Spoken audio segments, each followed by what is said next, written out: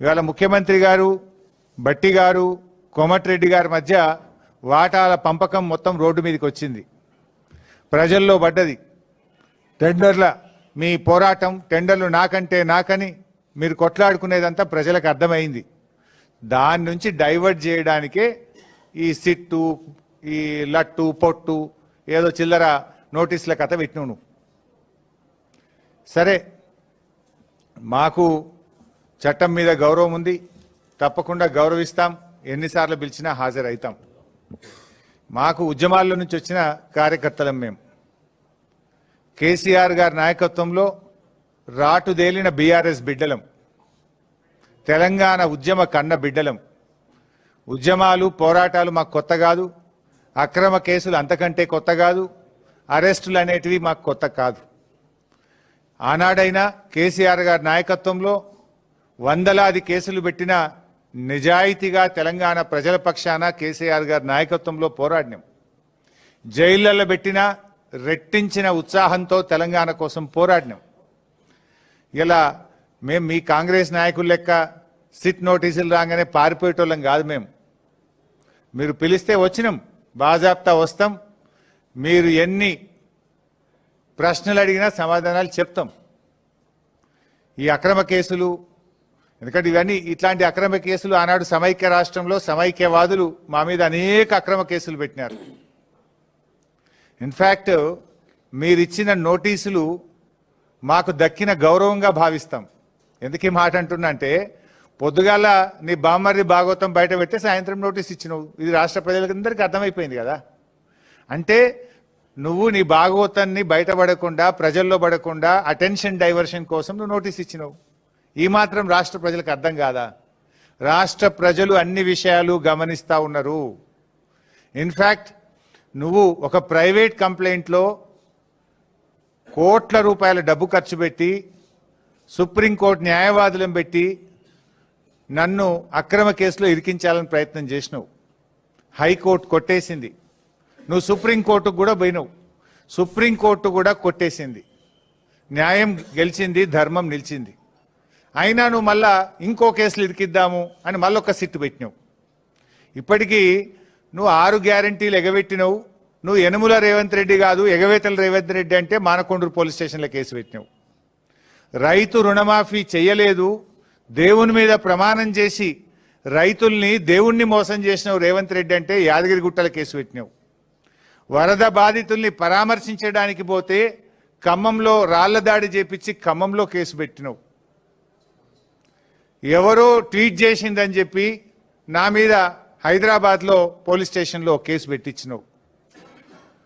Ghosh commission వేసి commission పేరిట diversion రాజకీయాలు చేస్తే అసెంబ్లీ సాక్షిగా ఆ కమిషన్లో ఉన్న విషయాలను కుండ బద్దలు కొట్టినట్టు 6 మంది మంత్రులు మీరు మాట్లాడినా, ఎంత డైవర్షన్ చేసినా ఆ కమిషన్ అంతా డొల్లా అని ఆధారాలతో సహా అసెంబ్లీ సాక్షిగా వివరించాం. నిన్న నీ బామ్మర్ది బొగ్గు కుంభకోణం బయట పెట్టంగానే సాయంత్రం మళ్ళొక సిట్ నోటీస్ పంపినావు. ఇది రాష్ట్ర ప్రజలు గమనిస్తున్నారు. రేవంత్ రెడ్డి పోలీసులను వెనక పెట్టుకొని పిరికి పందలాగా నాకు సిట్ నోటీసులు ఇచ్చుడు కాదు. ధైర్యం ఉంటే రాజకీయంగా ఎదుర్కో, కమాన్ మాట్లాడదాం, కొట్లాడదామో కొట్లాడదాం. నీకు ధైర్యం ఉంటే 6 గ్యారెంటీల మీద మాట్లాడదాం, రైతు రుణమాఫీ మీద మాట్లాడదాం, బొగ్గు కుంభకోణం మీద మాట్లాడదాం, ఇండస్ట్రీస్ కుంభకోణం మీద మాట్లాడదాం, భూముల కుంభకోణం మీద మాట్లాడదాం, పవర్ కుంభకోణం మీద మాట్లాడదాం, ఏ కుంభకోణం మీద మాట్లాడదాం. నీ ప్రభుత్వం కుంభకోణాలకు నిలయంగా మారింది. నీ ప్రభుత్వం ఇవాళ మొత్తం ఎక్కడికక్కడ దోచుకొని తింటా ఉన్నారు. ప్రజలకు ఇచ్చిన గ్యారంటీలు గాలికి వదిలేసిండ్రు. అందిన కాడికి దండుపాలెం ముఠాలాగా దోచుకుంటా ఉన్నారు మీరు. మీ దోపిడికి మేము అడ్డు వస్తున్నామని, నీ దోపిడిని కేటీఆర్ గారు, మా బీఆర్ఎస్ నాయకులు ఎక్కడికక్కడ ప్రశ్నిస్తున్నారని నువ్వు చిల్లర రాజకీయాలకు పాల్పడతా ఉన్నావు.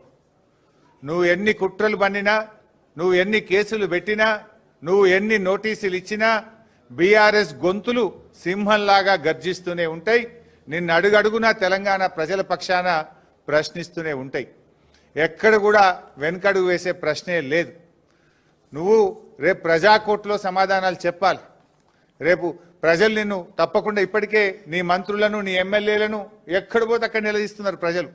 పోలీసులను అడ్డం పెట్టుకుని పారిపోతున్నారు నీ మంత్రులు నీ ఎమ్మెల్యేలను ప్రజలు నిలదీస్తా ఉన్నారు. రోడ్డుకు అడ్డం కారుకు అడ్డం నిలబడి పట్టుకొని అడుగుతా ఉంటే పోలీసులను పెట్టుకొని పారిపోతా ఉన్నారు. రేపు ప్రజలు తిరగబడే రోజులు కూడా దగ్గరలో ఉన్నాయి. నువ్వు సిట్టు లట్టు పొట్టు ఎన్నన్నా వేసుకో, ఏమన్నా చేసుకో, మాకు న్యాయస్థానాల మీద గౌరవం ఉంది.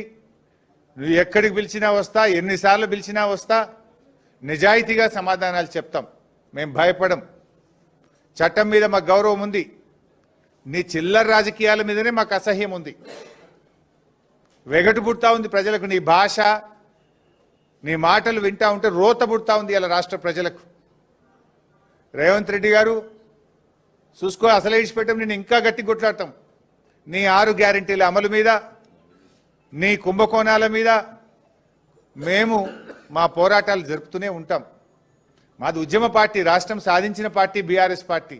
మేము కేసీఆర్ సృష్టించిన సైనికులం, కార్యకర్తలం. మాకు త్యాగాలు తెలుసు, మాకు పోరాటాలు తెలుసు. నీలాగా వెన్నుపోట్లు, కుట్రలు, కుతంత్రాలు, చీకటి రాజకీయాలు మాకు తెలియవు.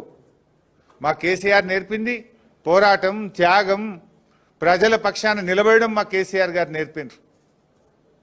నువ్వు ఎన్ని సిట్ నోటీసులు పంపుతో పంపు, మేము భయపడేది లేదు.